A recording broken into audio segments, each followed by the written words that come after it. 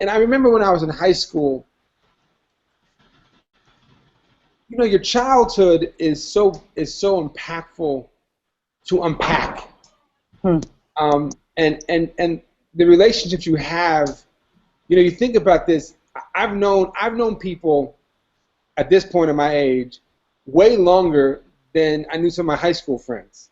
Hmm. But yet you go on Facebook and don't lie, you go on Facebook and like, whatever happened to that girl who didn't give me the time of day when I was in high school? Whatever happened to the guy who was really popular who kind of dissed me that one time and made me feel bad in high school, right?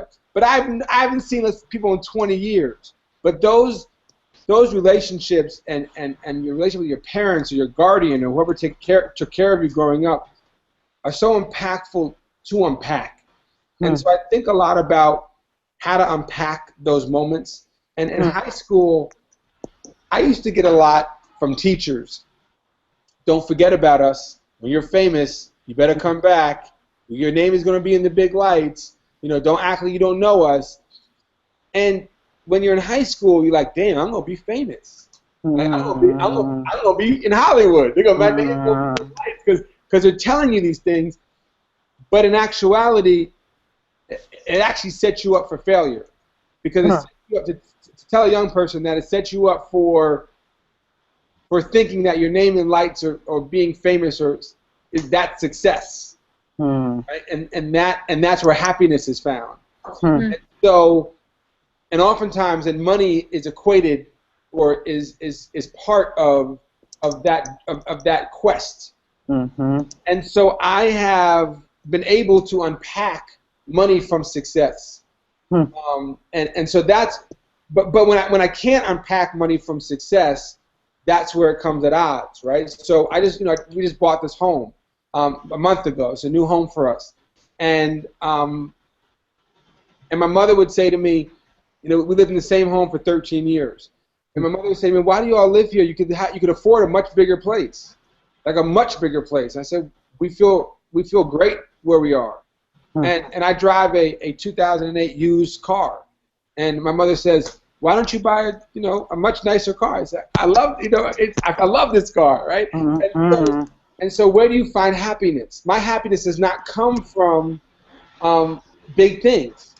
You know, this is a Uniqlo shirt. It's a $29 shirt. It feels really nice on me. I like the way it feels. In fact, in between the tech check and the live time, I gave my son a bath and he splashed me with water, and I went and I put it in my dryer so I could wear it tonight because I like the way it feels. So instead of going to change my shirt, I put the shirt on and I dried it for 5 minutes so it wasn't so wet. So you know, it's what brings happiness. And so for me, when my entrepreneurship and my activism or my social justice work is at odds, it's usually when my head is twisted around money.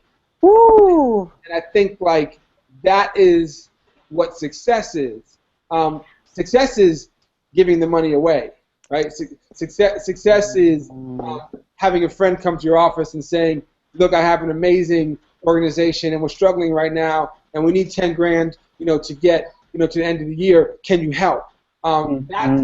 That's where money becomes successful, not when I buy a $200, whatever shirt and I live in a, whatever building and I drive a whatever car. And so I've unpacked a lot of it, not all of it, right? But a lot of it to really like have a real relationship with money and really understand my relationship with money and not be afraid to feel uncomfortable sometimes when I have it, or not be afraid to feel uncomfortable when I want more of it, or not to be afraid to be envious of others who have more than I have, and recognize those are natural feelings. And but when you pretend that I don't want it or that makes me happy, then your relationship with money becomes very complicated and slightly problematic. So powerful, Michael, what you're saying, and I've never said that ever before in my life. So I could tell it was coming to you as you were speaking it. Like I'm watching you in real time here.